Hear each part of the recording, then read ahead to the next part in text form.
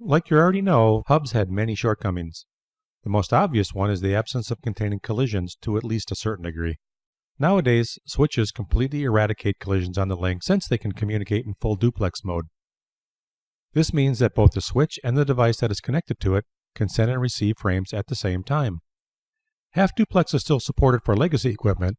In case you configure half duplex on your link, then that link alone will represent a collision domain. In essence, each link from a switch to a host that is configured in half duplex mode is its own collision domain.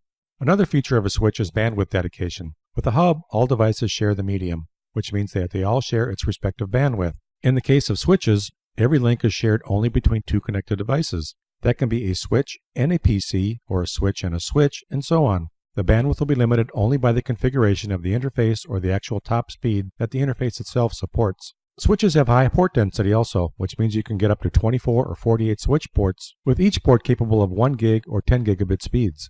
100 megabit ports are common on older switches, but new switches with 100 megabit ports are a rarity. Some Cisco switches support stacking. That is done by connecting multiple switches together with their dedicated stack ports that are normally located on the back of the switch. You can also create a switch cluster.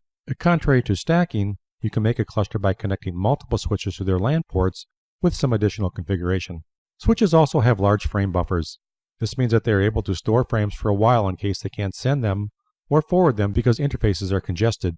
Imagine an overloaded server connected to a switch that is barely serving the requests. In case of no or small frame buffers, frames will be discarded. A switch with a large buffer will be able to damper that situation. Fast internal switching of frames is another benefit of switches. Since switches work on layer 2 of the OSI model, they work with MAC addresses. This means they don't need to make extensive packet de-encapsulations to look at the headers, so they can forward faster than other networking devices. MAC address tables are maintained by switches that have entries where specific foreign addresses are mapped to the ports on the switch that lead to them. With this information, switches know where to send specific frames. Switches also support unicasting, multicasting, and broadcasting of frames. In fact, switches have some services that use these methods in order to collect information about the network they are in. There are also special kinds of switches that come with layer 3 functionalities as well. That means they can do some basic routing, among other things.